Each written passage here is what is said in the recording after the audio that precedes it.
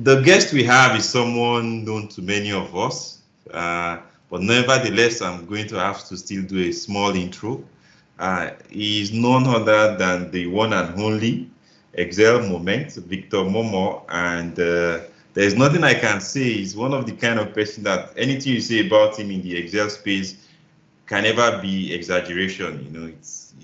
It might sound difficult for him himself to accept, but that's just the truth, and everybody keeps saying it. He's a petroleum engineer, but then his use of Excel is just explain to him what you want done. It doesn't matter whether the application is in finance or anywhere else. He's going to not just do it, but guide you through how to do it. So he's both a teacher and a problem solver, and he's someone that is impacted so many lives, such that a lot of people, I still before joining some minutes back, I checked the group message. Someone said she had to cancel an appointment. I was careful not to ask which kind of appointment. I hope it's not the one that will give you some gifts, but that's how far people have gone in ensuring that they don't miss this session. Another person, had to adjust his schedule and travel over, and journey hundreds of kilometers to be in an area where there's good network to catch up with the session. So I'm going to call him up stage. I'm sure by the time he starts to do his magic, you will know why he's just in his own category amongst all of us who use Excel in Nigeria. So it's a pleasure to call up Mr. Victor Momoh, and the stage is yours. I'm going to stop sharing my screen.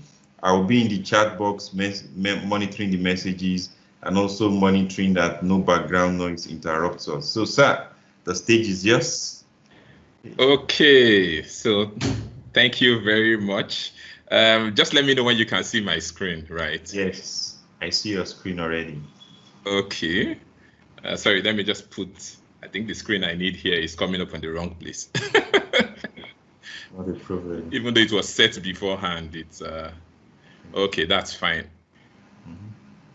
Okay, so you can see my PowerPoint, right? Yes. Okay, so yeah, that's fine. So let me then go ahead. So thank you very much, Michael. First of all, it's always a great privilege, to be featured on your office hour, because first of all, the kind of people you bring, you bring Bill Chelin, George Lungu. Come on, to sit in such seats is really a great privilege, and even you yourself. So for that, I'm always, very grateful. So good afternoon to everybody listening, maybe some in a different time zone, morning or night. What we want to talk about here, the topic I captioned it as power of a single function. Of course, I didn't realize when I agreed to this session that it was Valentine's Day. So funny, so... And people started picking on the word single, like, oh, okay, well, does this have something to do with why you're single? But no, that's not what we are talking about today.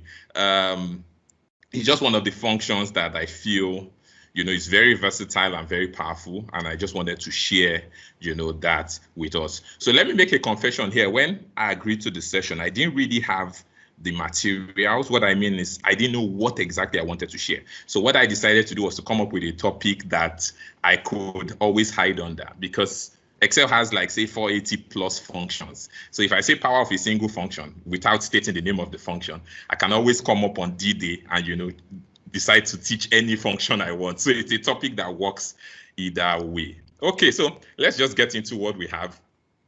I'm going to be demonstrating more. I'm not going to be, maybe doing a lot of slide presentation, but I would use my Excel to really get you to see what's going on. This is a little about me, but I think Michael has done a good job of over-introducing me, as always. So I don't need to do anything anymore here. So let's just skip that slide.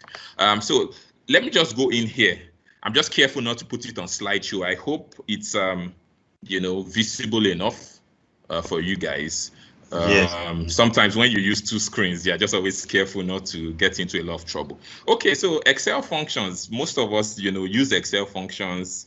We probably know the very simple ones, if, sum, at least those are two I think a lot of people know. And maybe VLOOKUP, even though it's one of the big names, but it seems in the Excel world to be, people's idea of proficiency. When you can use VLOOKUP, they say, oh, yes, you're an expert, but there's really a lot more to Excel than VLOOKUP. So I just have a quote I coined and put here.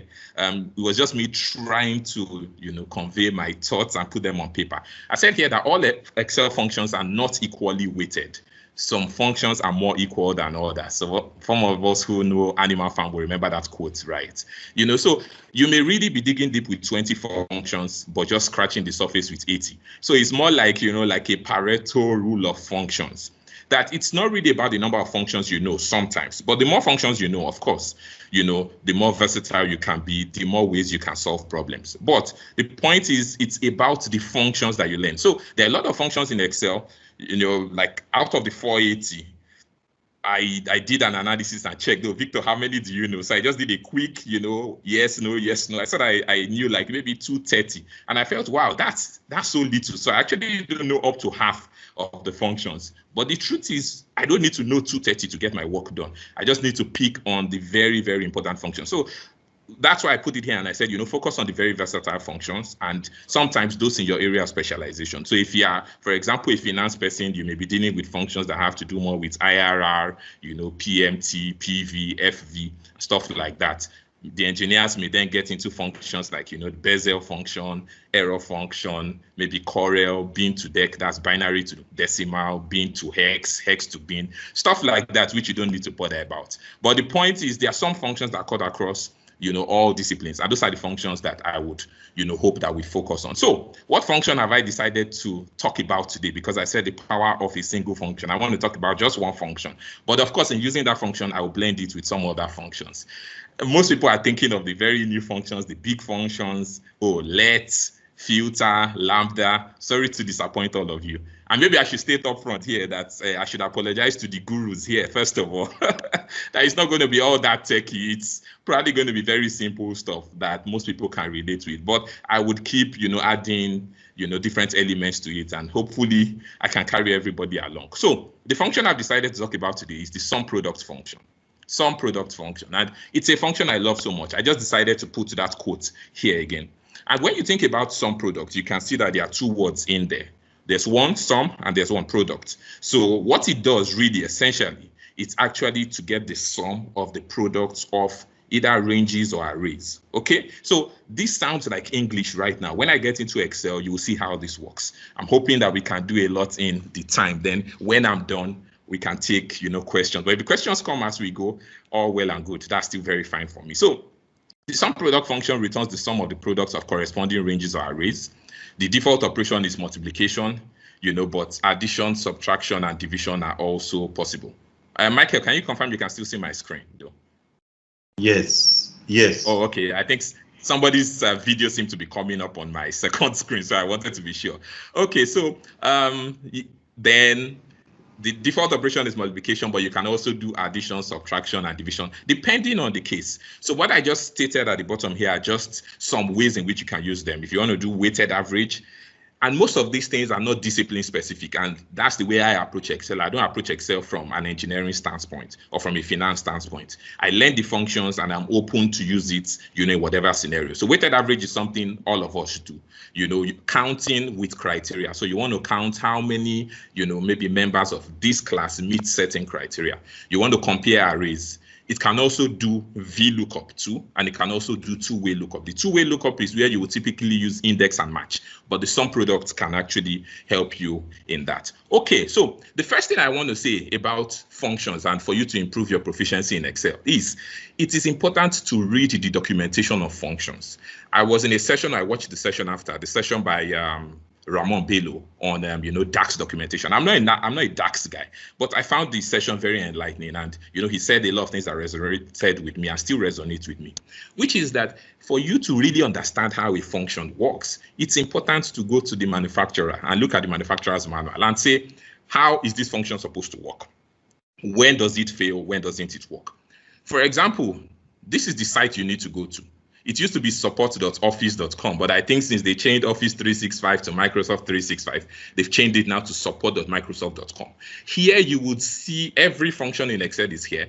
They have a description, and some of the things I have in my spreadsheet I picked from here. They have a description, and they have examples. But the important part for me here, really, the remarks. The remarks tell you a lot about the functions. Sometimes when you use a function in a certain way and it gives you a wrong answer, to you the wrong answer, but to the function the right answer, because the function maybe wasn't designed to work in that way.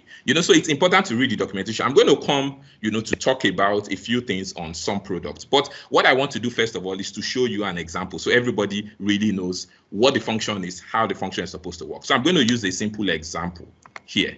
So just watch my screen. I hope it's visible enough. It should be. I can zoom in as much as I want. Okay, so now this is me going shopping, right? For those who know me well, they know I have a sweet tooth. So this is real. So biscuits, sweets, chocolates, when you're done, you have to pick your tooth, right? So we need toothpick. What I want to do is this. I want to find out how much I need to go to the market with, in order to purchase all these items. So what I've done here is I have biscuits. I want to buy, 100 of them at 50, whatever unit you want to take, Naira or dollar per biscuit. But dollar, that would be very expensive biscuits. Then sweets, 50 of them, 20, chocolates, 40, 100, toothpick, 30 at 10. How do you get the total, costs, of these items? So let's do it the way everybody would do it, okay? So now, the first thing is if you have the unit cost and quantity, you know that to get the cost, you need to multiply the cost. To get the actual cost for that quantity, you need to multiply the unit cost by the quantity. So here I will just do equals to this C3 times D3. That's all it is, right? Okay. Now you can decide to copy, select these cells, do Control V. That gives you the total cost for all those items. Then when you come to the bottom here, you can do your auto sum. Auto sum, the shortcut is Alt equals. So you do Alt equals, you press Control Enter. The reason I press Control Enter is that if I press Enter, this is going to move to the next cell. But if I press Control Enter, that cell still remains my active cell. So I press Control Enter, I get 10,300. So this is the cost. This is what is going to cost me to get all these items. But now let us review what we've done so that we understand where SUMPRODUCT comes in. What we've done here, how did I get this cost here for biscuits? I did what? A product. Unit cost times quantity, right? I did a product. In the next cell, what did I do? I did a product too. In the next cell, I did what again? A product. In the next cell, I did a product. And at the end of the day, I did a what? Sum. So now, does it now make sense? What I'm doing is I'm taking products and I'm summing those products together. So if you have any scenario that fits into that description of taking products and then summing them, you can use the SUMPRODUCT function. So let me use the SUMPRODUCT function first to get the same answer without using any of these cells. So now, very simple. Let me pull SUMPRODUCT up. There's a slide I should have reviewed before this, but it's fine. We can still go ahead. I'm always very flexible. What it requires is it requires just one array. The rest arguments are optional. If you know about Excel functions very well and the arguments, you know that any argument that is in square brackets is optional. So if you look at this, you see array 1 is not in square brackets, but array 2, array 3, and so on, they are all in square brackets. So they are optional. So it only needs the first one. But in most scenarios that you will be dealing with, you will need at least 2 ranges, right? So SUMPRODUCT can take at least 255 different arrays. When we say arrays here, don't get it, confused or mixed up with any other thing. You are just referring to either, for simplicity, I would say a range of cells. So that's really what we mean by arrays here. So what do I need to get? I'm essentially just doing what? The costs multiplied by the quantity, and I'm summing them up. So what I would do, first of all, for my SUMPRODUCT is I will put all the costs. So look at this, put all the costs, which is C3 to C6. I put a comma, then I put all the quantities. SUMPRODUCT knows that it means that take what is in C3, multiply by D3, take what is here, multiply by this, so on and so forth. Let's close the bracket and let me press Control Enter. Now, do you see that I have the same answer, 10,003, without doing any of this? So rather than getting, for biscuit, for sweets, for chocolate, for toothpick, adding them to get the answer, I can just get it with one, expression, which is SUMPRODUCT, by just putting in 2 things. Array 1, which is my cost, and array 2, which is my quantity. And I have what? I have my answer. This is the most simplistic example you can have. But if you ever have any example like this where you are multiplying two parameters together, multiplying and then adding them together, this is something that would work. So let me go back to PowerPoint and just share some things, then I'll come back to Excel. Okay, so we already know that SUMPRODUCT, helps us to what? Multiply ranges or arrays, and then it sums the results up. But the most important part I want to talk about here, first of all, is the remarks of the function. If you go back to the site I showed, support.microsoft.com for SUMPRODUCT, you will see these remarks there. Now, first thing it says here, let's read this together. It says the array argument must have the same dimensions. If they do not, SUMPRODUCT returns the hash value. What does this mean? It means that if you have 4 cells in array 1, you must have 4 cells in array 2. Because if you have 4 and 5, then the 5th element in the second one doesn't have, a brother in the first array. So who are you multiplying it with? So look at the example they put here. They put SUMPRODUCT C2 to C10, and you have D2 to D5. C2 to C10, that's 9 cells. D2 to D5, that's 4 cells. So you cannot have, corresponding elements when you have 9 in one and 4 in the other. So this is one thing you always have to watch out for. Your arrays must be of the same dimension, which is the reason why when I did this here, notice that for costs, I selected 4 cells. For quantity, I selected 4 cells. Okay, so that's an important one to note. The next one is probably more important. It says SUMPRODUCT treats non-numeric array entries as if they were zeros. This one, just asterisk it and, engrave it either in your head, your heart, put it somewhere. This is probably the most important remark here. It treats non-numeric array entries as if they were zeros. So if you are putting anything that isn't numbers, SUMPRODUCT is going to fail. I will show you a practical example so you understand. So now let me go back to Excel. I might be jumping in and out that way. Let me show you another example so that it starts to make sense to you. If you already know how to use the SUMPRODUCT function, all well and good, congratulations. But still stick around, you may get, 1 or 2 things. So now this is another example. Here I run a hotel, but no, I don't run a hotel. In the example, I run a hotel, right? And so I have different room types, as we know. So these are my room types: single, double, triple, and quad. I have this number of rooms, 10, 5, 20, 10. These are the prices for the rooms. But being Valentine's Day, I've decided to give a discount. Okay, so now what I want to know, the question I'm trying to answer, because again, whatever analysis you are doing in Excel, you are trying to solve a business problem. You are trying to answer a question. So now this is the question I have now. My manager wants to know, if all the rooms are booked, how much are we going to make tonight? That's the question. If all the rooms are booked, everything is sold out, how much are we going to make? Now, let's do it the way some of us will do it. How do I get how much I will make from the single rooms? I have the quantity, I have the price. So if I multiply those two, that gives me, of course, the total I get from that. But don't forget I have a discount. So it means that I have to take the discount out because the discount obviously doesn't come to me. So this would sum up to be, just follow 10 times what? 10,000. Now, if you remember your primary school mathematics very well, you know that if you give something at a discount of 5%, it means what you are left with is what? 95%. Why? Because 100% is a whole. That's 1. Okay, so if you are giving out a fraction, you always take it out of 1. So if I know that there's a discount of 5%, it means what really comes to me is 95%. 95% being 1 minus 5 over 100. So what I'm going to do here is I'm going to do multiplied. I put my brackets, 1 minus what? Here, I do 5. Okay. So I get 95,000 from the single room.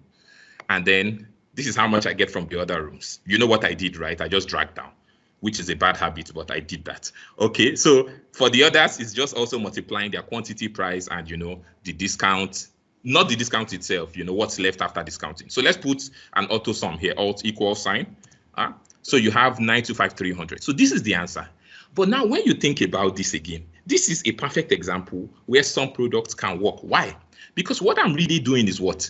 For this first one, what did I do? I multiplied quantity, price, and 1 minus discount. For the next one, I did quantity, price, 1 minus discount. I did the products, and when I was done with the products, I did a what? A sum at the end. Okay, so it is a sum product. So what I'm going to do now is I'm going to repeat this same example using the SUMPRODUCT function.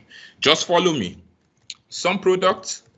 The first thing is, what's the first array you need here? You need the quantity, right? But one thing you also need to know at this point is that because what sum product is doing is multiplying items together and adding them up, it means that the order in which you put the arguments doesn't really matter, because it's a commutative operation in the sense that A times B equals to B times A, right? 2 times 3 is the same as 3 times 2. So it doesn't matter if I put quantity first or price, it's going to work it that way. So let's put quantity first. So quantity, Control Shift down, that's the first item.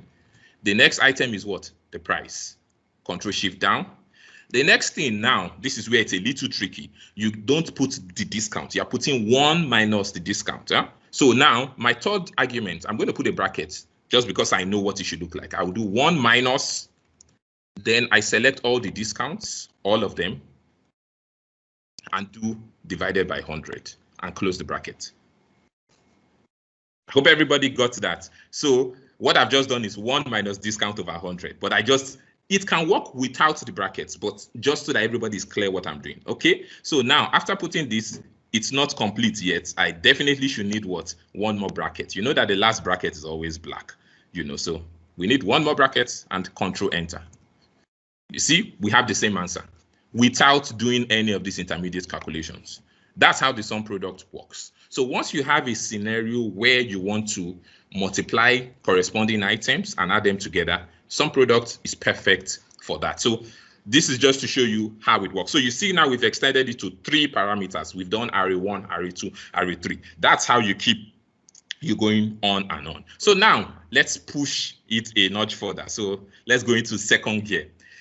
Where it now starts to get interesting is when you now have conditions attached to the sum product. You know, here we are just multiplying and adding stuff together without paying attention to condition, because the manager could put a condition and say, no, what is the total amount that we get from rooms, you know, that have maybe more than a discount of 8%, for example. If he says that more than a discount of more than 8%, it means that in that case, I'm not going to be dealing with the single and double. I'm only going to be dealing with triple and quad, because those are the only two that have discounts above 8%. When you now start adding conditions, it starts getting interesting, but the sum product is still up to the task. So let me move to the next example, which is you know, the conditional examples. I call them conditionals because in this case now we are going to be introducing conditions in here. So now let me increase this, and I try to use examples that are very basic, you know, I would say layman examples for people like me who don't know too much, that examples that all everybody can relate with. This is not a financial modeling class. I don't even know anything about that anyway. So think of yourself as a teacher, right? And these are students in your class. So you just have your students, you have the year they were born, and you have their score in maths. Michael, I know you're not born in 94, so this is not you. So, but these are my students, this is the year of birth, and this is, you know, their score in maths. So whenever you want to do anything that has to do with conditions in Excel, the first thing that comes to your mind, the first function that comes to your mind is the if function, right? Because if is a conditional statement. It says, if this, do this, else do this. Huh? So if he reads, he will pass, else he fails. It may not always happen, but if you can copy in the exam, you may still pass, but don't copy. So that's where if comes in. But when you now want to start saying, I want to count the number of items that meet this criteria, I want to sum the number of items that meet this criteria, you now start getting into functions like what? Count if, count ifs. Count if for single criteria, count ifs for multiple. You get into sum if and sum ifs, right? So sum if for single, sum ifs for multiple criteria. You can also get into average if and average ifs. The beautiful thing is this, and don't take my word for it, I'll demonstrate it. Sum products can do everything those functions can do. You know, so you can do a count if, it's very easy. But instead of doing that, you can do a sum product in place of the count if. That's why I said the power of a single function. A function that can function in so many, you know, so many ways, or I would say a function that can function in so many functions. You know, so what I want to do here is this. I'm a teacher. This is just a simple list I have, the students in my class, the year of birth, the scores. I want to know, for example, just look at the right-hand side here. I'm going to do 2 things. I'm going to do a count and I'm going to do a sum. I want to know how many students in my class were born after 1993, right? How many of them were born after 1993 and they scored more than 92 in maths? So listen again, I want to know how many students in my class were born after 1993 and they scored more than 92 in mass. For someone who doesn't know anything about Excel at all, you can start checking manually. You check this guy. Is it above 1993? Okay. What of his score? Okay, he's not there. He's not there. You know, you can do that manually. Everybody can always do things in Excel, but you always think of the most efficient way. The other way somebody else may decide to do it is to do a filter, which is a very smart way. You can put a filter and say greater than 93, then greater than 92. You will see the entries. But of course, you still have to count them, right? But what I'm trying to do here is just to create a function that does it without me having to filter, right? But the only thing I will do is that when I create that function for the first time, I will use my filter to test my function, to validate my function if it makes sense. So now let's think about it. What is SUMPRODUCT really going to do? I'm going to show you what it's going to do internally, and I'll then do it. This is what SUMPRODUCT does. It asks itself, what do I want? I want to test where year of birth is greater than 93. So it takes all the years and it starts comparing them to 1993. So this is what it's going to do. It's going to do equals to this year. Is it greater than 1993? You know this sign, right? So this is going to give me a true or false. So take this down. So with this, SUMPRODUCT knows, oh, okay, the ones that are true are the ones that are what? Greater than 1993. That's the first thing it does in its mind. Now, the next thing, sorry, I want to move this away just a little. Whoops. Okay, let's cut and bring it back. I just wanted to have another column. Okay, so that's the first one. So this is criteria 1. This is criteria 1, which has to do with what, like age, so to say. Now, the next thing is criteria 2, which has to do with score. So the next thing it's going to do for the score is this. It's going to check the score. Is this score greater than what? 92. It's also going to give true, false, right? Now, for the teacher to be interested in those who are born after 1993 with a score greater than 1992, it means that he's looking at conditions where both of them are true. So this is true and this is true. So what SUMPRODUCT does internally is to multiply both of them together. You can see what has happened. From true, false, it has become, 0, right? And you will see some places where you have 1. Anywhere where you have 1 is the only place where you have what? True and true. So essentially, what it's going to do is, after getting this result, it's going to put a sum at the bottom, which is really a count. And it realizes that, oh, there's only one student that meets these 2 criteria. What I've shown you now is the skeleton of what SUMPRODUCT will do. So that when I get into the SUMPRODUCT, you can picture what it is doing. It is going row by row, evaluating each of those items and seeing if they meet up with the criteria. So now let me write it, the way it should be written with SUMPRODUCT. So equals to SUMPRODUCT. Normally, what somebody will say here is to say, use the if function. I'll tell you something, and for those of us who know a little about Excel, you probably will notice that the Excel I'm using is Excel 2010. I don't use Excel 2010 normally. I use, Microsoft 365. But what I decided to do is, because of the dynamic arrays, and there's a lot that has changed in the way the calculations in Excel work. That's a topic for another day. So I want to show you how this thing used to work so that you really understand. When you get into dynamic arrays, it messes with your head a little if you're not too comfortable with the function. So I decided to go to like an old school Excel where things will work in their raw state. When you have SUMPRODUCT this way and you're thinking of those conditions, the first thing that comes to your mind is to use the if function. I'll tell you something for free. If you use the if function here within the SUMPRODUCT, you will get yourself into another problem, which we used to call back then the CSC problem, Control Shift Enter. Some of us may never have heard of it, but not all functions in Excel require enter to actually commit those functions. If you are doing some array calculations with functions that don't accept arrays, you need to do Control Shift Enter. But if I get into that, we may get lost. So let's leave that. Don't use the if function is what I'm saying. If you want to understand that, we can fix another session and I will break that down fully for you. What you just need to do here is to put the conditions the way you have them. What is the first condition? The first condition is that the age, year of birth, is greater than what? 1993. That's the first thing, which is exactly like what I did here in this column E. That's the first condition. What's the second condition? Just follow it. It's simple. Okay, Mr. Tunde Jimo is on the call. He will say you always say everything is simple, but it's a lie. This one, you are checking that the score is greater than 92. Notice that my arrays are of the same dimension, C4 to C13, D4 to D13. If you change this to D12, you're already setting yourself up for failure. Now, this is all we need. This is the first condition. This is the second condition. This will tell us, the sum. of, you know, whatever the internal calculation, you know, comes out to be. Let me show you what's going on internally so you understand. This is something you need to learn to do so that you can evaluate your functions. Just highlight the section you want to look at. Press F9. On my own keyboard, I need to press function F9. You know, you can see that internally, this is what Excel is seeing. If you look at what I have in my formula bar and you look here, you see we are seeing exactly the same thing. True, false, true, false, true. That is what Excel is seeing. Press Ctrl Z to come out of it. When you come in here, Excel is also doing the same thing. It's comparing all those scores with 92. Is it greater? If it's greater, it says true. If it's not greater, it says false. Okay? And so on. Now, we just want to multiply these two together. I can bet my salary on it that the answer to this will give me 0, even though that answer is wrong. But that's what SUMPRODUCT is going to give me. The answer is going to be 0. Now, you ask me why. So to answer the question, let me take you back to the remarks of this function. Back here, it says that what SUMPRODUCT treats non-numeric array entries as if they were zeros. When you have true or false, they are not numeric. Those are Booleans, right? True or false. So because what that expression is evaluating to is true or false and not to numbers, Excel will not be able to deliver the answer you expect using the SUMPRODUCT function. I can take that again.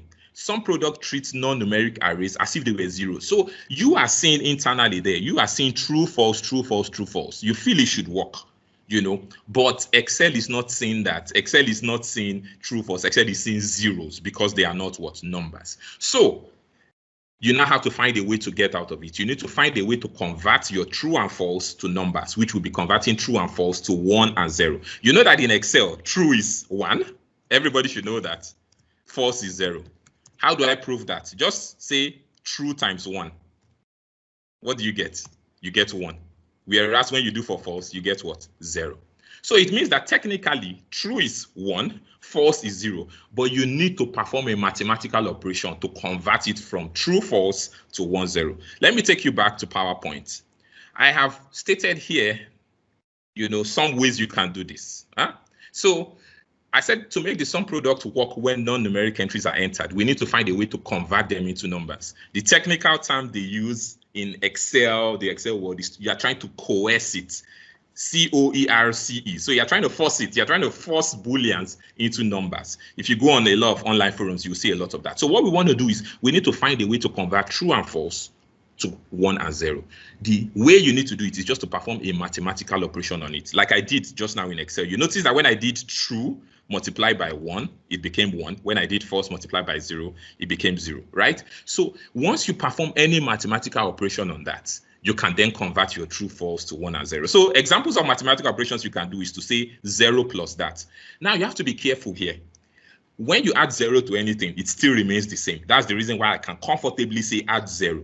Don't go and add 2. If you add 2, you are increasing the number. Do you understand what I'm saying? The value must remain the same numerically. You can do 1 times because any number multiplied by 1 is still 1. Don't go and say 2 times because you have then scaled everything by a factor of 2. You can do, instead of 0 plus, you can do minus 0. What you are just trying to do is once you perform any mathematical operation on true and false, they will become 1 and 0. One other one you can do is you can say divided by 1. Then the one I added personally is to say raised to power 1. Just the engineer in me coming out. Anything raised to power 1 is the same. Victor raised to power 1 is Victor. So that's the way you can convert true and false to 1 and 0. Leave the next line. I'm coming to it. So let me then repeat this, my what's it called, my SUMPRODUCT function, and try and do that. So what I'm going to do is, instead of having the conditions the way I have it here, I would first of all put what? Let me do 1 times, and I'll wrap all that condition in a bracket so that the 1 is multiplying everything in there. Let me evaluate it so you see what's going on. So when you select this and press function F9, you see it is true, false, true, false, true, false. That's what you have inside without the 1. By the time you now highlight the portion that has 1 times, multiplying this whole thing here, and you press function F9, do you see what has happened? It has converted them to what? 1, 0, 1, 0, 1, 0, 1, 0. So just by doing that 1 times, I've been able to convert this to what? Numbers. So I've done 1 times here. Let me do a different one here to convince you that it doesn't have to be 1 times. Let me do 0 plus here. So meaning whatever I have in there, just add 0 to it. Put the whole condition in bracket that way so that 0 is added to everything. There's 1 more bracket needed at the end. Now let's press Ctrl Enter. Do you see that we have our answer now, 1? So this has told us now that we have just one student that meets that criteria. Oh, okay. Sorry, I thought somebody was asking a question. I think some people are talking in the background. Michael, you want to help out, right? Sorry. Yeah, I'm working on that. Okay. Sorry so about hopefully you were not lost in the SUMPRODUCT too. Are there any questions for now, or do I just keep firing on? We are just hoping for the day we'll win your salary. Based on what? You say you betting your salary, so yeah, but you know before I can make such a statement, I'm definitely sure of what I'm saying. Because again, it's not just based on just me talking. Aside the fact that I have experience with it, the documentation of the function says so, which is why I say, you must read the documentation. If you read the documentation, nothing would really surprise you in that sense. Okay, so we will leave my salary talk for later. So, so now this is using SUMPRODUCT to get the same answer. Now you can see that we have a count. Now, this is not where it ends. The teacher wanted to know 2 things. He wanted to know what the number of students. That's the first thing. The next thing he also wanted to know is what the total score. So if there's 1 student, well, what's the total score? If there are 2 students, what's the total score? So now, when you now want to add the score into it, essentially, what you're just doing is you're adding 1 more argument to the SUMPRODUCT. Now, look at my SUMPRODUCT. What have I done here? Let's follow again. I've checked if my year is greater than 1993. That's the first condition. The teacher also wanted to know if the scores were greater than 92. That's the next one. For me to now get the total score, I need to include the score as the last argument so that when it is done performing these calculations here, it would also multiply by the scores. What will happen when it does that? Anywhere it has 0, by the time it multiplies that 0 by the score, it's going to be 0. So the only places where numbers would finally come out is the only place where you have a true and a true, meaning that it's only the line or the row where the criteria is met that will feature in the calculation. So the next thing I'm just going to put to get the total score in this case is just to add, the score as the last argument. I just add the last one. Now, somebody's going to ask me, do I need to put 1 times here or 0 plus here? The question I will ask you is this: the answers or the numbers we have in those cells or the values in those cells, are they numeric or not? If they are numeric, then you don't need to do anything. Because I see a lot of functions where people put redundant 1 times, minus, 0 plus, and they are not needed. You only need them when you're trying to convert non-numerics to numerics. Huh? So I don't need to put that here because these are numbers already. So once I press Control Enter, you can see that it gives me 95. So it tells me that the total score of the students that meet that criteria is 95. If you don't believe me, let's do a filter. So Control Shift L to filter. Year of birth, we want to do greater than 93. Okay, so for me, I may just make it easy on myself. I can do number filters and say greater than. That's one way, 93. Then I come to the mass score and I say greater than what? I think the score is 92, so I say 92. I do okay. You can see that there's only 1 person who is NIE, and the score is what? 95, which is exactly what my SUMPRODUCT gave me. My SUMPRODUCT told me it was 1 student first, and then it told me the total score is what? 95. Okay, so that's that. Somebody is going to say to me at this point that, Victor, what you have done just now, I can do with what? Count ifs, and I can do with SUMIFs. I absolutely agree with you, 1,000,000%. You can do it with SUMIFs, you can do it with what? Count ifs. But the reason I have the next example is to show you that there are cases where SUMIF and SUMIFs will not work, where SUMPRODUCT will work. Okay, I'm a fan of SUMPRODUCT, but I can use SUMIF and SUMIFs very well, and I of course learned that first. Okay, before I leave here, let me finish up on something. Let me just tidy up on this converting true and false to 1 and 0s. Let me just show you the final methods that we have, just so that in case you see it anywhere. The most popular one you see online is the double unary. What do I mean by double unary? It's just a minus. Most of us know this from basic maths, that when you multiply -1 by -1, it becomes what? Plus. So what people do is this. Let me show you this. If I have a condition like this and say this is what? Greater than 1993. This is going to give me true. If I want to convert it to, a number, they use minus. What does this mean? They first of all put 1 minus. What would the first minus do? It's more like saying you're multiplying true by -1. It's going to give you -1. Do you see that? -1. So by the time you put a second minus, what is it going to do? It's going to multiply -1 by -1, and it becomes what? +1, and it becomes 1. So sometimes you don't use 0 plus, you don't use 1 times, you don't use raised to power 1, you use what? Minus, which is called Excel lingo, is double unary, right? So one is unary, the single minus sign, double is the two of them. So this is one other way people use to convert true and false to what? 1 and 0. So there's one other one. You can use the n function. Somebody's like, oh, Victor, now looks like you're actually now bringing out the big guns. So the n function, you need to read about the functions to know how they work. Let me put the n function up for us on the screen here. Let me read what it says. It says it converts non-number values to a number, dates to serial numbers. But the important part here is this. It converts true to 1, anything else to 0. Anything else includes false. So when I use the n function over true, it will give me 1. When I use it over false, it will give me 0. Let me show you that. I can do n and I put true inside of it. Do you see? It gives me 1. When I use n for false, it gives me what? 0. Okay, so there are so many ways you can use to convert true and false to 1 and 0s.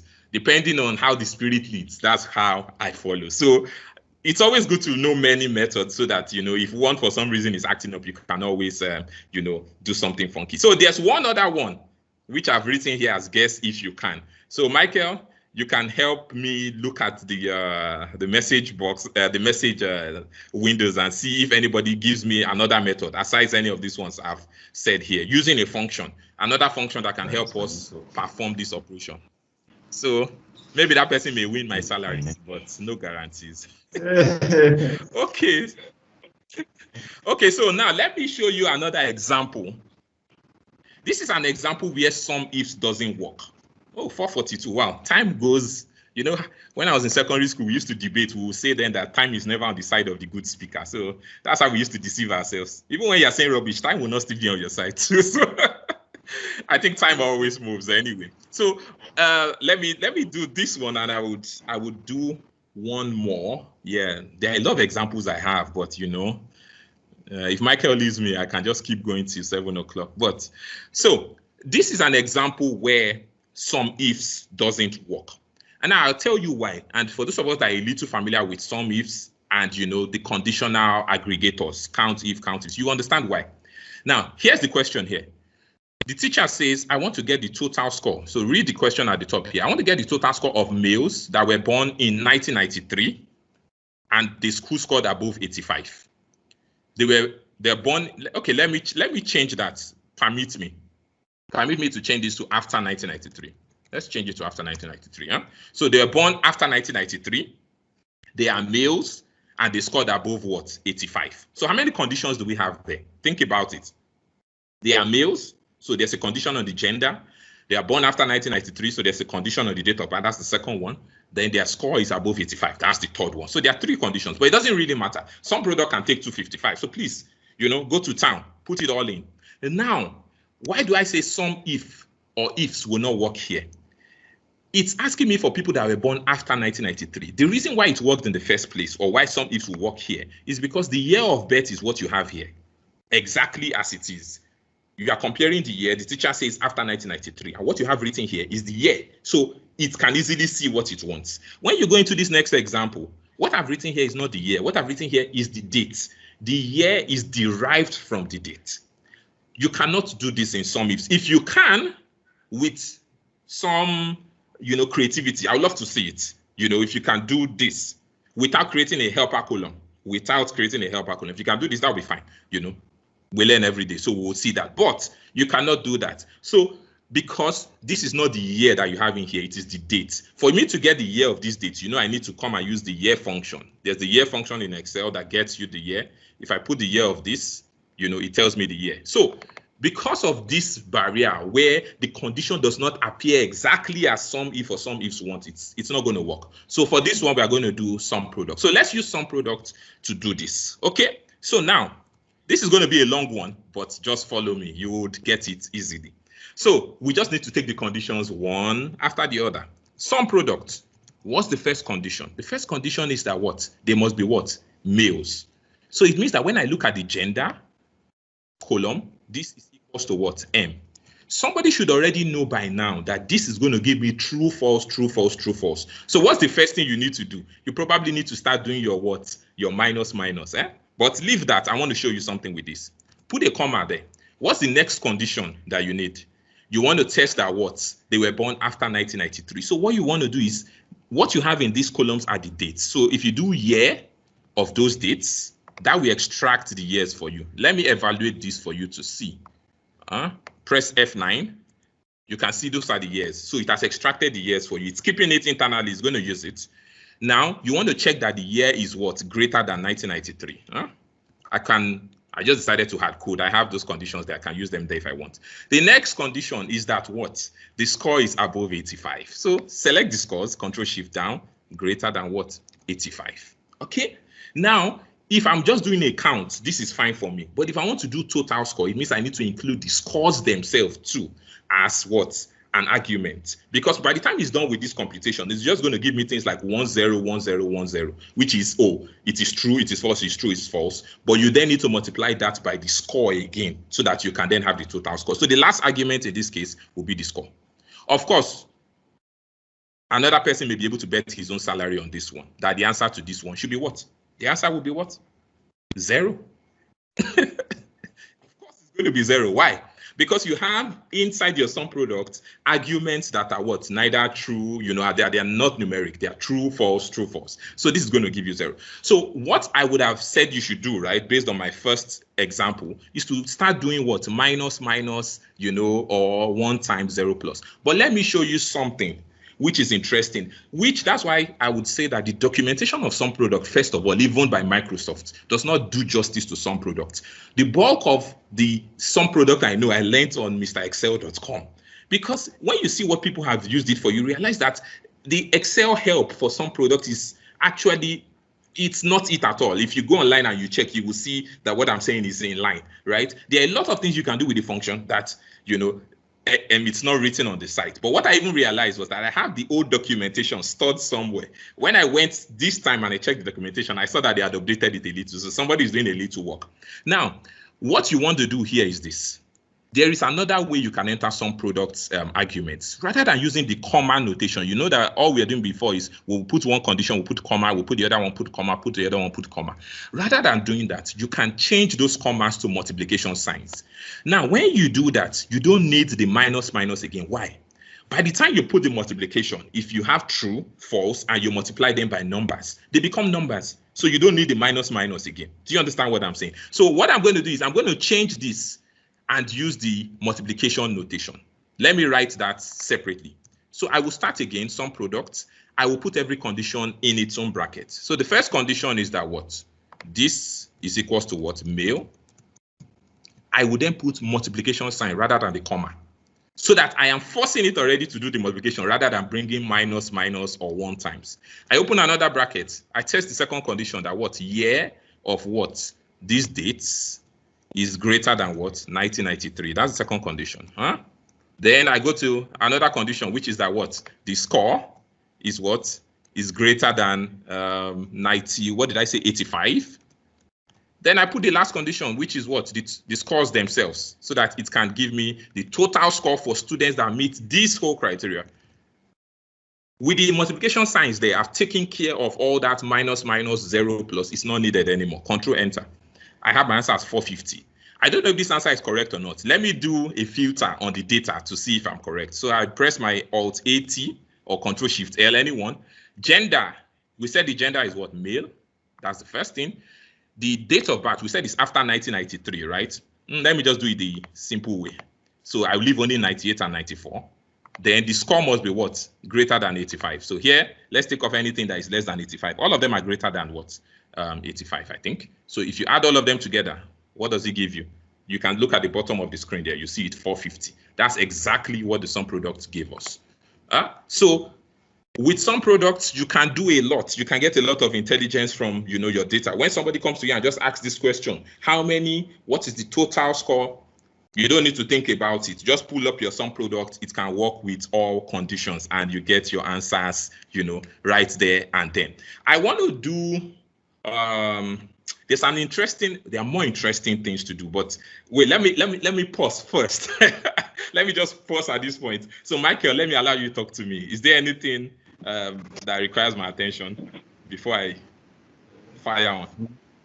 Well, no, just comment when you are asking about a way to use SUMIF to do this date of birth one. Okay. Yeah, no question. And someone, one person was saying you should for the n function, but I guess it's because of time you didn't want to do that, right? Yeah, I just showed the n function outside, but I can. Okay, let's do it. Let's do it here. So for this particular one where we have, where we are getting 0 now, let's fix it using the n function. So what I'm going to do is that since I know that all these guys here will evaluate to true, false, I will put the n around all of them. So watch how I'm going to do that. So I'm going to come in here. I'm going to put n. The whole condition must sit inside the n. So this is n of this whole thing. That's the whole condition. I come here now, the next second one, I put an n. The whole condition must sit inside the n because the condition would evaluate to true, false. So n should work there. Let's do this here. Let's put the n here for the last one. I hope you can see it. So I'm just putting the n around the conditions. So the conditions will be true, false. N will convert true to 1, false, obviously to 0. I don't need to put an n over the last one. The last one is already numeric, so I don't need to correct it. Let's see if this works, if he fixes it. Right, that's it. You get your 450. So the problem it had before was the true, false, but now with the n function, I have converted true to 1, any other thing, including false to 0, and my function works. So I hope I've answered that person's question. But again, let me just say that the beautiful thing about this is that it's being recorded. So we can always watch the video, Again, yeah, if you get everything I say all in this session, then you must be a genius. I don't expect you to get everything, but you might get the ideas. You might lose me at some point, or I might lose you at some point, but you have an opportunity to review the materials. But I'm just trying to sow seeds that would, force you to go and also read up on these things and get more proficient. Let me show you one other thing. There are many things, but it's all dependent on Michael and how long he's willing to keep me. So now, let me ask this question. I'm asking the questions and answering myself. I'm okay with that. So I have data that looks like this. I just changed it. Of course, I'm not going to show you real data, confidential data. For engineers, this kind of data comes as production data.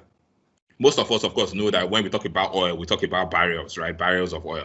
So most times you get reports like this that show you the average production per month, which is normally in barrels of oil per day, BOPD. So if you want to now get like the total volume that was produced, you just multiply the average by the number of days. Okay, but I decided not to use oil. I felt, let me just use something everybody maybe can relate to. Once I put BOPD, some people are like, what is he talking about? So let's leave that. Just think of this as your average sales, for this month. So what happens in this particular data set is that this comes as dates, right? And then you have the monthly averages. Now, what you want to do is you want to get maybe the total for the year, right? What somebody is going to quickly do probably is, take the averages and just multiply it by, maybe 365 or 366. In fact, what somebody is going to do here is going to be to use a pivot table. I'm not trying to say here in this session, and I need to be clear that SUMPRODUCT is the only way you can do any of these things. I have chosen to talk about SUMPRODUCT, and that's what I'm doing, right? So now let me do something quickly here. Let me do a pivot table for this and see if I can get like the yearly total or the yearly average, for example. So to do a pivot table, I do it the old school way, all to delta papa. That's my method. So I select, it always gets the range correctly once your data is a proper data set. I do next, I put, don't bother about this. This is not what I'm teaching, so I'll gloss over it. So here, I'm going to put the dates. The beautiful thing here is that I'm not using 2016 plus, so it doesn't aggregate the dates for me. Very bad. So let me see. Do I need to switch at this point? Hold on. Sorry. Let me group this. If I used my 200365, it will work. Okay, so essentially, this is the average for the year based on the pivot table. 158.75. Everybody take note of that number. 158.75. I'm going to put it here. Don't bother too much about what I did with the pivot table. I just wanted to show you, that you could do some other methods to get that answer. But that answer, I can tell you confidently that answer is wrong. And somebody's like, I mean, are you trying to tell me pivot table? Are you better than pivot table? No, I'm not. I don't know as much as those who design the pivot table. And the pivot table is probably the most important function, one of the most, I would say, interesting features of Excel. Now, here's the problem. So let me break this down for you so you really see what's going on. This 158.75, it doesn't just work. Why? Because the assumption you're making here is that, the averages are for months that have all equal days. But that's wrong, because some months have 30 days, some have 31, some have 28 or 29. For you to get the actual, total or the actual average in a sense, let me say the total, for example, you need to actually multiply the average by the number of days in that month and keep adding it that way. With what I've just said, you should already be seeing the sum product there, because you will multiply the average by the number of days. That's a product. You will go to February, do the same, March, do the same, and you then add them all together. That is sum product. So when I have this kind of problem, I want to solve it with the sum product. I want to get the total, for example, with sum product, and maybe I want to get the average. Let me show you what I'm going to do in this case. I'm going to multiply the average by the number of days in the month. The question I ask you this: how do I get the number of days in the month of what? January. Because this is how it's written. This is how the data comes. So what I can do is this. I can find the end of the month. There's a function in Excel called EO month. EO month will give you end of month. If I get the end of the month is always the last day of the month. If I get the day of that last day, that's the number of days in a month. Let me repeat myself. For example, we're in the month of February. The last day or the end of February in this year is going to be what? February 28th. If you say what day is the last day of February, if I get February 28th, the day of February 28th is 28. So that way I already know the number of days in the month. Let me explain myself again. So I will do here EO month, end of month of this. I'll put, say, I want to find, the end of the month that is 0 months from where I am. What I mean by 0 months is that I'm in the same month. If I put 1 here, it's going to be giving me the end of February rather than January. So I do 0. So format it, Control-Shift-3 can format that for you. So you can see these are the last days of all those months. These are the last days of all those months. By the time you put a day around it and say the day of the last month, you'll see the number of days. So this is my logic. So it means that I can do it in one formula and just say day of what? EO month of what? The date. It means I can do this. Oh, sorry, I forgot my 0. Comma 0. Okay. Oh, I can do this. So once I have this, how do I get my total? I will do what? I will do the average multiplied by the number of days. That will tell me how much I produced in January. Sorry, I'm being too fast, so I'm making mistakes. Okay, so this is what the total. This is the total for what? The year. Now, if you add this together, you get the number of days, right? If you divide both, you get the average. Do you see that this number is different from the number we got before? The number we got before was 158.75, but this is the actual answer, 158.896. So I'm just trying to say that this is one of those cases where, well, you need to be careful what you're doing. Somebody's like, oh, what exactly is he doing? I want to do this with the sum product function. Wow, 459. Okay, Michael, I'm willing to give you some more minutes. I honestly will do that. Let me finish this example, then I would come and take questions. I will leave the other ones for another session. So let me do this with the sum product. And what I'm trying to do with these examples is also to teach you some other things. Some people may never have used the day function, the EO month, but you've seen it. You've kind of seen how it works. So I'm trying to give examples that will also allow me, teach some other things and not just the sum product function. But at the end of the day, sum product is the bucket that wraps them all up. Okay, so how do I approach this now from a sum standpoint? I can say sum product. The first thing I can do is what? I can take my my monthly averages, because I know I'm going to multiply these monthly averages by what? The number of days in those months. So what would I do? I would do day. I will just write everything here. Day of EO month. I will now do EO month of all these dates, comma what? 0. This, as it is now, I need one more bracket here. So this is exactly what I just did above. I'm putting the monthly averages. The day of the EO month will tell me the number of days in those months. So to get the total sales for a month, of course, it's just multiplying what the average by the number of days. Now, if you do this, who can guess what the answer is going to be? I wish I could see the chat window and give a prize for whoever guesses correctly. It gives me an hash value error. Why? I have done everything correctly. My dimensions are correct. This is B2 to B13. A2 to A13 is correct.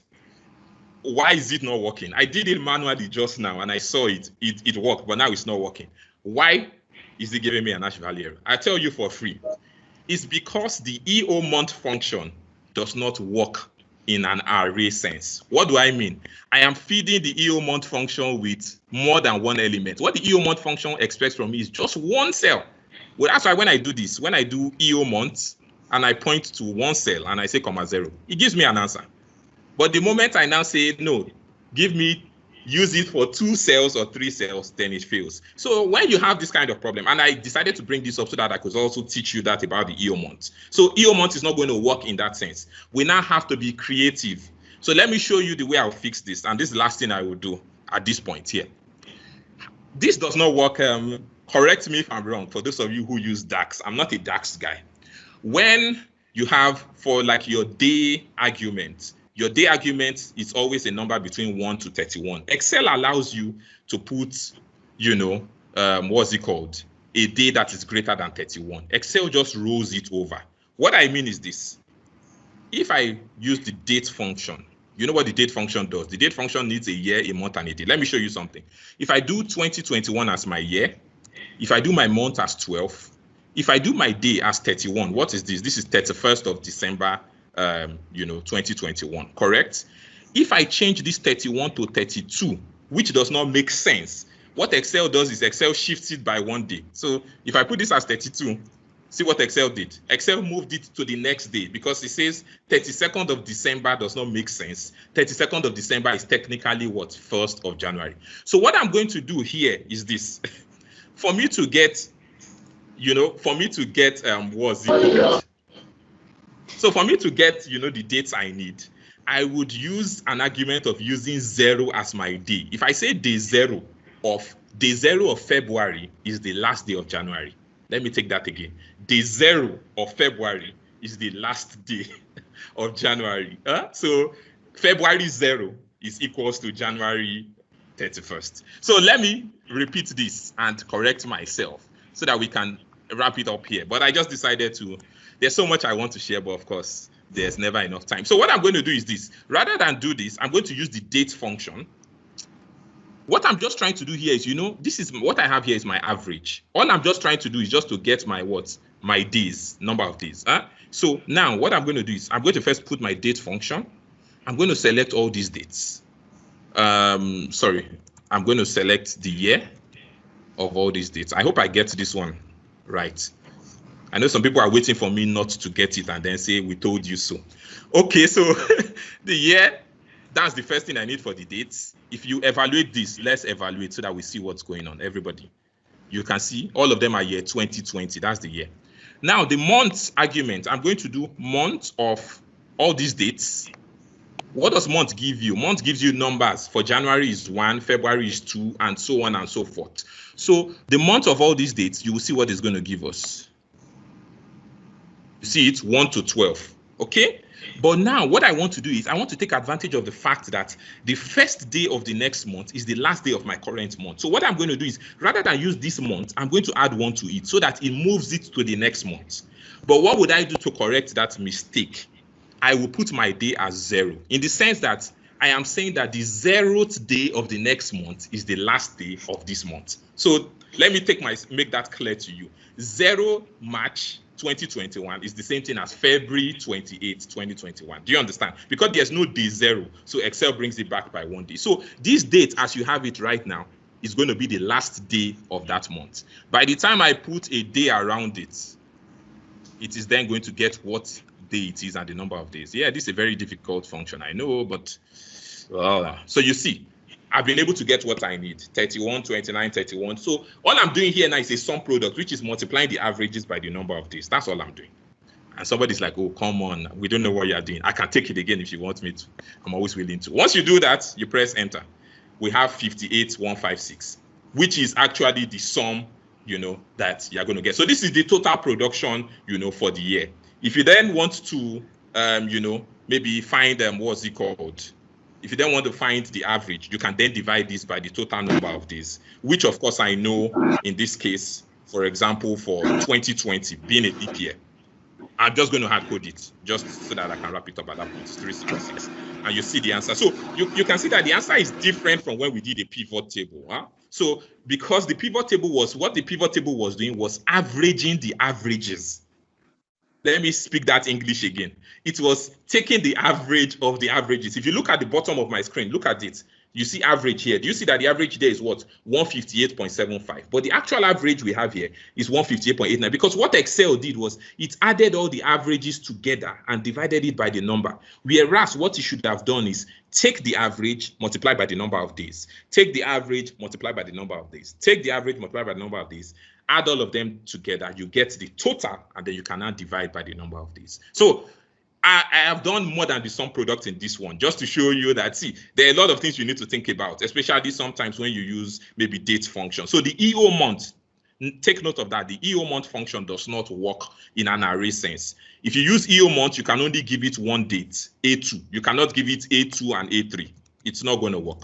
It's never going to work. Even with the dynamic arrays, I think even in the new Excel M365, it doesn't still work as far as I know. So there are some functions like this that are very stubborn. So once you have that kind of problem, you have to find workarounds to getting it. So this is just another example of sum product. This is one that I use a lot because I get data that looks like this, and I always have to find the average or the sum. Don't be flummoxed by what you've seen. It's really simple. All I've done is just to take the average, multiply it by the number of days. It's a sum product. Take the average of January, multiply by the number of days of January. Take average of February, multiply by the number of days of February. Keep doing that. Add it up together. You get a sum. You divide it by a count. You are fine, right? So that's really what it is. Then don't forget the second thing I said about dates. When I say day 0 in Excel, if I say 0 December 2021, because there's no day 0. So 0 December means what? 30th of November, the day just before it. Do you understand what I'm saying? So if I say also 32nd day of October 2020, 32nd day of October, because October has only 31 days, right? If I say 32nd October, it's going to roll over. It means that it's going to become what? 1st of November. That's how dates work in Excel. It doesn't work that way in DAX. At least I think I've read that documentation about it. So just something to think about. When you have that at the back of your mind, you can factor that in sometimes into some of the problems that you have. So sometimes we take advantage of Excel's flexibility to do that. So what I did here was, rather than, since I couldn't use EO month, I said, let me use the 0th day of the next month. If I'm in January and I take 0 February, and 0 February technically means 31st of January. So if I find the day of 31st of January, it's going to be 31, which is the number I'm looking for. So I can decide to take another example, but let me get to Michael first. So Michael, tell me what's going on. Then I know what to do. I know this example is a complex one, but well, that's why we are here. We build it from simple to complex. When we are doing hotel rooms, everybody was smiling. I'm sure all the smiles are gone. Yeah, probably. I would have said maybe you take as much time as you need, but then I've been getting some people saying, oh, they are a bit getting overwhelmed. So I now kind of subscribe to what you say, but maybe you will take the other parts as a separate section. No. It's fine. It's fine. And trust me, it's expected. And I think anybody that did not expect to be overwhelmed, probably, wasn't being realistic. Not because it's Victor Momoh. No, that's not the point. The point being that for every function, you can take it, to deeper levels or deeper depths. When I started, it was really simple, right? I mean, everybody understands this example, no, not this one. This one, everybody understands this example. You multiply the cost by the quantity. Yeah, that's it. So it's simple. But again, you have to keep pushing the functions. You have to keep pushing the functions. Once you push, you're able to get it to a point where it now gets really crazy. So, but yeah, like I said, yeah, it could be information overload at some point. So maybe what I'll do now is I'll leave it at this point. We can take questions. They can be questions related to some products. They can be general questions. You know, I'm open to that. And because I think my other examples are a little, I think there's one interesting one. It may be easy to understand. It may not be easy to understand. So, but if you want me to take it, I can take it. But maybe I take some questions first. If some people have questions, then I will decide if I want to take it or not. Okay. So any questions? So we are hoping to get some questions from audience in the house. Anybody has a question? Okay. Professor K has a question. Yes, sir. Or maybe contribution. Is it Kunle Babajide? Yes. You should not ask any question. You should just give comment. I cannot answer his question. Let him just make comments and go. Prof, well done, sir. I greet you, sir. That's a very powerful one. But thank you so much. My own comment is, I want your salary. You have said another function that can convert true and falses to ones and zero is sine. So give me your salary. If there was anybody that would get it, it is you. So it's the sine function. Yes, you're absolutely correct. So just to show that, like I said, Kunle is a professor. So the question was not to him. It was to mere mortals, not to you. So let me just. You didn't say so. You are not. You did not say so. But you should know that you are exempted by default. Okay. So you're correct. Actually, thank you for that. So what he was trying to say was a question I posed earlier, which was the fact that there are so many ways to convert true and false to 1 and 0. So I said there was one more way you could do it with a function, and yes, that's the right function, sine function. What the sine function really does in Excel is the sign. If a number is -1, the sign is what? Negative, right? If a number is +1, the sign is positive. So sine just gives you, -1 for negative numbers, 1 for positive numbers, and 0 for 0, because 0 is neither positive nor negative. So let me show you what I mean. So look at my screen. You can see -1, 0, and 1. By the time you put your sine function here, sine, and say sine of -1, you can see it's -1. You can see that sine of 0 is 0 and sine of 1 is 1. Any positive number will be 1 either way. Any positive number will be 1. Any negative number, no matter how big, will be -1. So what he's saying is that when you have true and false, if you use the sine function would also convert them to 1 and 0. Let me show you an example. Put your true here, put your false here, so that you see what we're saying clearly. You can do sine of what? True.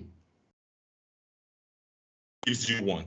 Sine of what? False. It gives you 0. So if you have true and false and you want to convert them to 1 and 0, you can use the what? The sine function. So it means that here, for example, let me see where I used okay, let's say here where I did 1 times, all of this. Instead of doing this 1 times, I can just put what? Sine function. So the sign will help me to convert the true and false to zeros. Here where I have 0 plus, I won't do 0 plus. I will just put sine. I think it should be fine. You see, you still get the answer. So what I'm just saying is that the sine function, just like the n function, so there are so many options for you to do that. So you can look at this slide.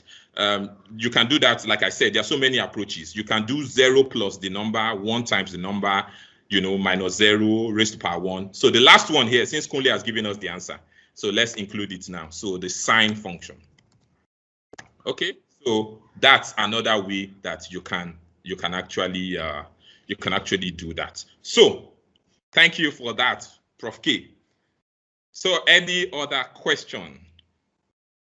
Yeah, I can see someone's hand. Abayomi, Mr. Abayomi, do you want to unmute and ask your question? Yes. Victor Momoh, it's nice to see you, brother.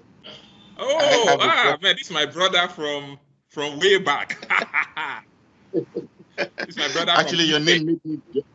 Your name made me join. I was like, oh, this is Victor. Okay, I'll join. This is another professor, just so you know. I have a question for you. So good, please. You were able to figure out that end of month didn't work for arrays? How do you know that? Does Excel tell you that? So that's another thing, right? So it's one of two things, right? You either, so let me, well, I give you the answer to that question. The answer to the question is experience. Oh, okay. Right. Yeah. So Okay, the answer so to the question is experience. documentation. Yeah. So, but that's why I say that the documentation is, I don't want to use the word lame, but sometimes the documentation is not, it's not what it should be. But let's pull the documentation up and see that. But I mean, how did I know that? I tried to use it because it made sense to use it, but when I tried, it just didn't work, So I then had to find a way around that. So let me see. If it's anywhere there, it will be in the remarks. Okay, so it only has problems with invalid dates. That's the only thing it's telling you here. For example, it says, okay, if the start date is not a valid date, EO month returns the number error. Okay, if the start date plus the month yields an invalid date, EO month returns a number error. But it's not saying anything, right now here, as far as I can see, because if it was there, it should actually be in the remarks. It will not be in the syntax or the description. So if it's not there, it's not there. So that's why I said the answer for me, how I got to know was by trying it and it didn't work, And then that's when I realized, oh, okay, EO month doesn't work with arrays. So I then had to find a workaround. But it's an excellent question, really. Thank you for so sharing. I was like, okay, how do you know that's not going to work with an array? Oh, yeah. Well, sometimes I say to people that, well, allow me to speak pidgin English small. We don't pay for the thing small, So, so sometimes, yeah, I'll connect with you after. Thank you so much. It's a pleasure, really.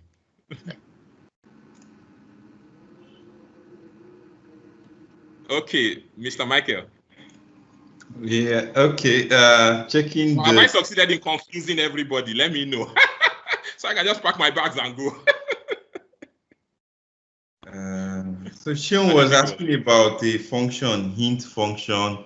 This was when you were talking about the formula that will extract the year out of the dates. But I don't think int will do that. No, the int is the integer function, right? What int does for you is it just rounds whatever number you put to an integer. But you have to note that int always rounds. What's the word now? I wanted to say rounds down, but the point is it rounds away from 0. Yes. So this is what the int does. Let me just show you.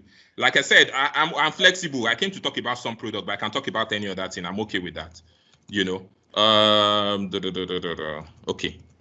Let's then put some negative numbers. Let me just show you this so that you understand how the int works. So the int function, let's look at it first of all. It says it rounds a number down to the nearest integer. That's what it says already here. It's saying it there. See it?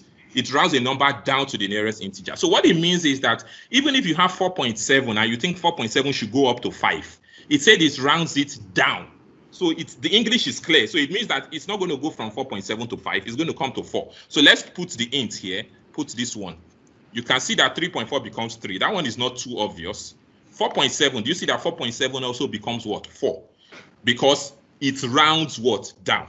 It rounds down. So let's see the negative numbers. So see what it does. So you can see that it's always rounding as in a very interesting way. Yes. He just put a comment in. I said he meant it for the Boolean conversion, the true and false to 0 and 1.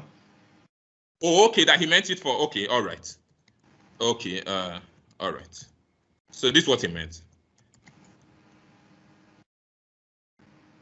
Okay. If that's what he was saying. Yeah. So give the person a virtual clap. Okay.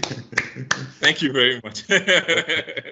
And okay, so Mr. Ladi is saying he wants you to teach him how to use Excel to design Who Wants to Be a Millionaire, the game.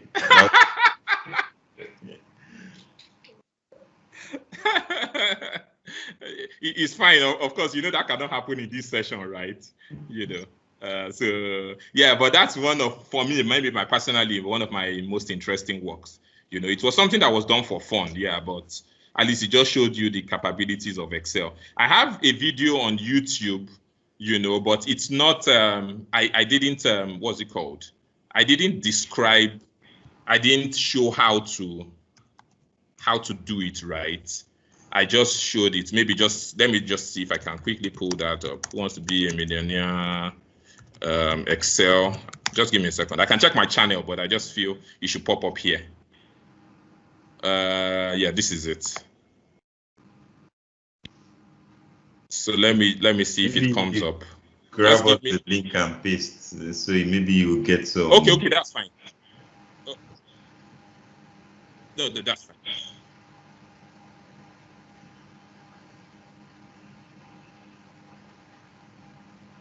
Sorry, you can hear me talking from two places. I was confused myself. I heard myself talking. Well, actually, we won't hear the one from your system.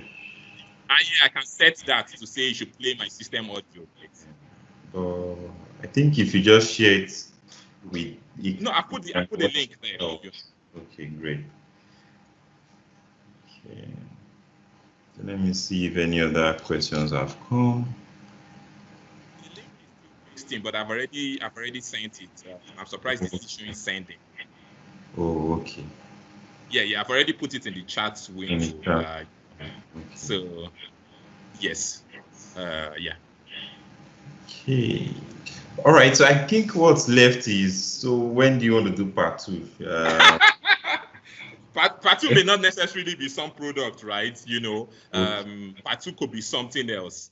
But if people want a special session on some product, it's fine. You know, we can have that. But again, I know. That was why I kind of arranged the examples in increasing order of difficulty. So I was like, well, the feedback from the audience would tell me where it's like, okay, Victor, now you're really going overboard, you know. So, and I think we've gotten to that point. So, which I expected. I mean, I know how all these things work. So I know you get to a point where everybody's like, okay, I think now you're starting to overdo it. So yeah, so I'm open, you know, even though I now have a lot of people to apologize to for Valentine, but thanks to you. Okay, so we have 28th of February. Should I just immediately note that as the day you maybe do? If it's still available, if it's available, I'm fine. That's good. Great. Awesome. I'll come again. Awesome. Again. It may be different, but yeah, I'll come. I mean, if it's coming from you, trust me, I can come 1 million times over. Anything for you, you know. So we have one more person who I think maybe after is our question, then we will close the session. Okay, so Shay, your hand is up. Please, you can unmute and ask. Yeah, thank you very much. Thanks to Mr. Victor, and thanks to you too. I just want to say, you know, he said that if we come the second time, he might not likely continue with some product. Somebody like me, I'm actually more interested in that some product. I can see that I still have so many examples on other worksheets that he has not. So I will appreciate that he continue with the some product so that we can deal with that topic, you know, in total before we move to something else. Thank you very much.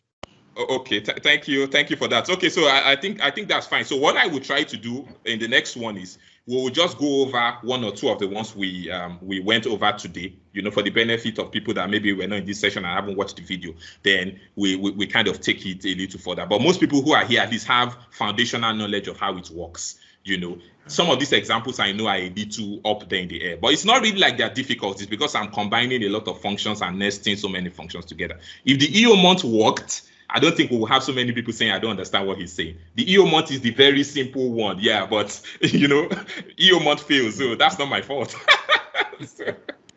So thank you for that comment, Mr. I didn't get the name again, I forgot it. Yeah, but Sheida Ramola. Okay, Mr. Sheida Ramola. Yeah, so that's fine. I'm okay with that. And yeah, for those who know the power of some products, they'll definitely be interested in having another session. So Michael, that's good. We are good with that. Okay, so I think we will draw the session to a close at this point. Thanks a lot for the very wonderful session.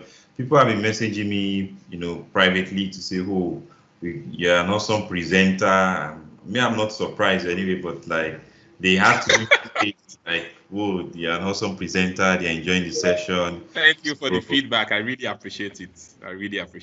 Yeah. And to everybody who has stayed the whole 1 hour, 24 minutes, thank you. And We had the largest today. We had the largest number of audience participants we've had since. I know we're like 79 at the point. I noticed we're like about we got to 79 or something. 83 or 82. So there was a point we were 82. Oh, really? Yeah. Wow. Yes.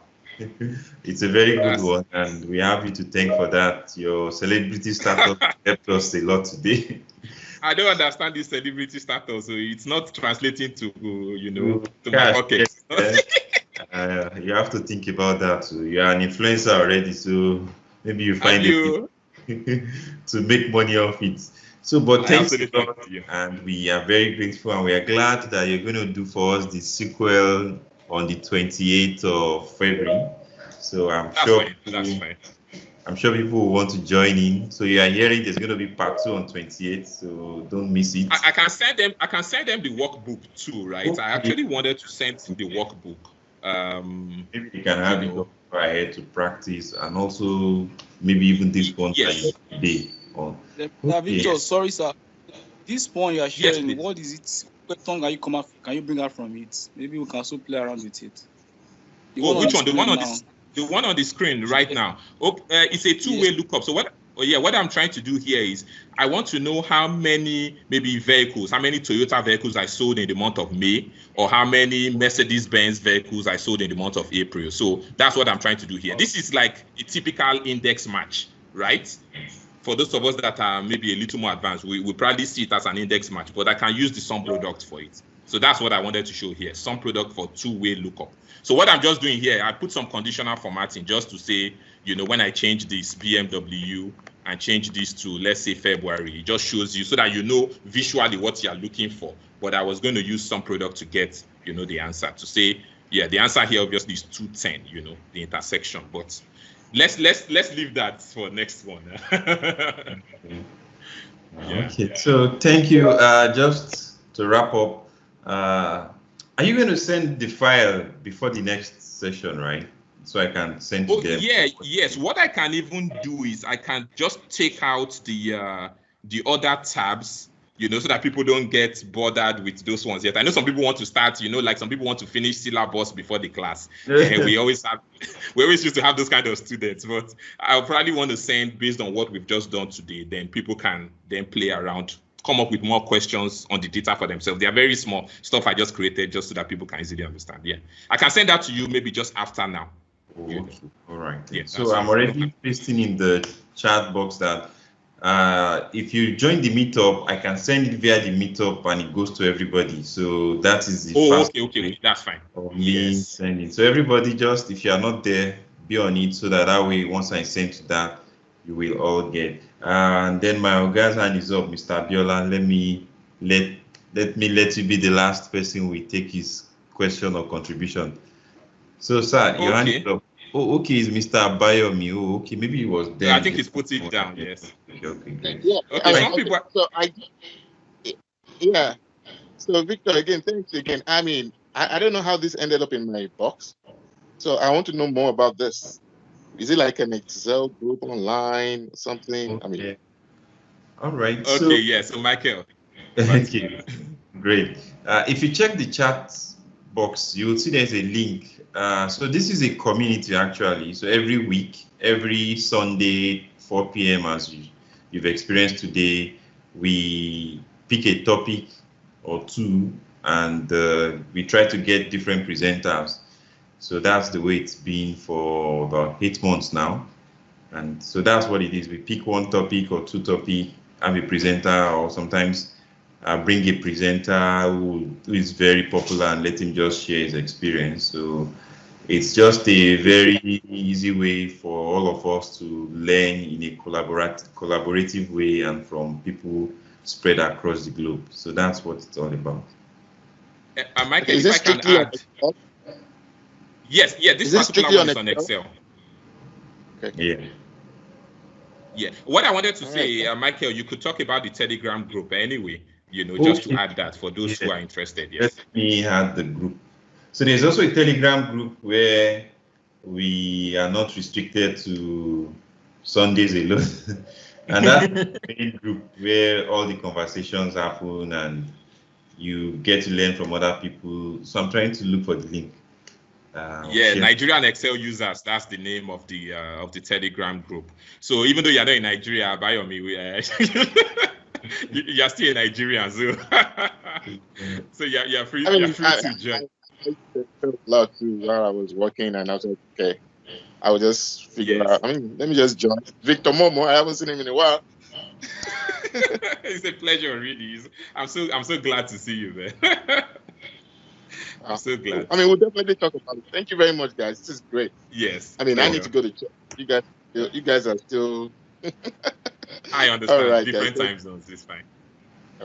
Okay, Michael, have you found the link?